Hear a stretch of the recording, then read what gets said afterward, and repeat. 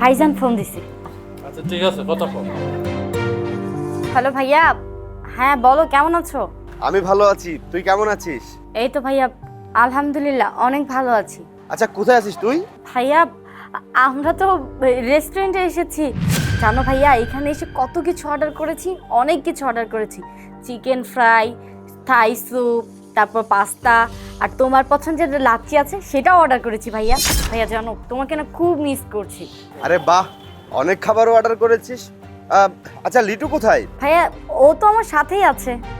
শোন না, তোকে যে কারণে ফোন দিলাম, আমি তোর বাসায় যাব। বাসায়? ভাইয়া শোনো না, আমরা তো হচ্ছে কক্সবাজার যাচ্ছি। ভাইয়া জানো ও না শুধু ঘুরতে যেতে চায়, ও মালদ্বীপ যেতে চেয়েছিল। আমি ওকে বললাম যে না, আমি এখন এত দূরে যাব না। তাই বললো তাহলে চলো কক্সবাজার থেকে ঘুরে আসি।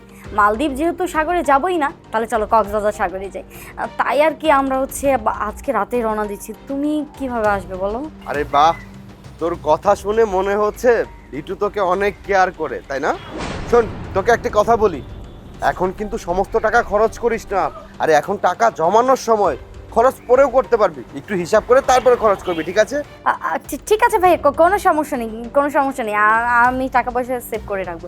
ঠিক আছে ভাইয়া, আমাদের খাবার চলে এসেছে, এখন রাখি। খাবার সামনে নিয়ে বেশিক্ষণ কথা বলতে হয় না তো। ঠিক আছে, ভালো থাক। ঠিক আছে ভাইয়া। বউ, তুমি এত ভালো কেন কত? তোমরা এত বড় লোক মানুষ, এত বড় ঘর থেকে তুমি আমার বাড়িতে আইছো, তোমরা কত কি না খাইছো। আমার বাড়িতে আইসা শুকনা মরিচ দেয়া ভাত খাও, সকালবেলা লবণ দেয়া পান্তা খাও। এই সব কিছু খাওয়ার পরেও তোমার বাইরে তুমি কিচ্ছুই কইলা না। তুমি কইলা তুমি অনেক ভালো আছো, তুমি রেস্টুরেন্টে যেয়ে ভালো ভালো খাবার খাইতেছো। তুমি কখনোই আমি অপমান হই এরকম করে কোনো কথা কোনো বউ। জানো বউ, আমি কোনো একটা সওয়াবের কাম করছিলাম, যার উসিলায় আল্লাহ তোমারে আমার কপালে দিছে। আরে লিটু, এভাবে কেন বলছো?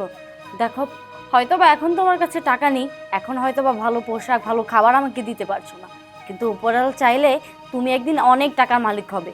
আর সেই দিন তুমি তোমার মাথার তাজ করে আমাকে রেখো, কোনো সমস্যা নেই। আচ্ছা ঠিক আছে, আমি তোমার খাওয়াই দিতেছি, না হাকো। কবিতা,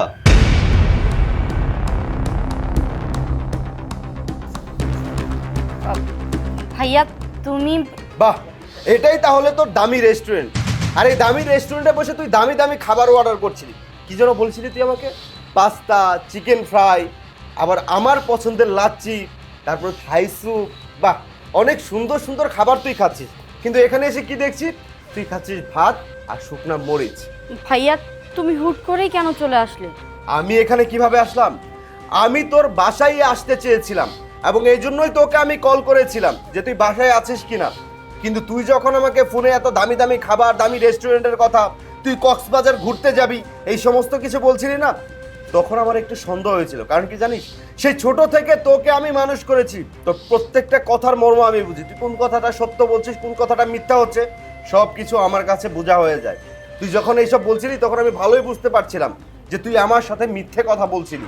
আর সেই জন্যই আমি ডিরেক্ট তোর বাসায় চলে এসেছি। ছি, আমার ভাবতেও অবাক লাগছে, তুই আমার বোন হয়ে আমার সাথে মিথ্যা কথা বললি। ভাইয়া আসলে তোমাকে সত্যিটা বলিনি, সত্যিটা জানলে হয়তোবা তুমি অনেক কষ্ট পাবে। আমি তো সব কিছু মানিয়ে নিয়েছি, এখন যদি তোমাকে এসব বলি তোমার মনে অনেক কষ্ট লাগবে, যে কারণে আমি তোমাকে বলিনি।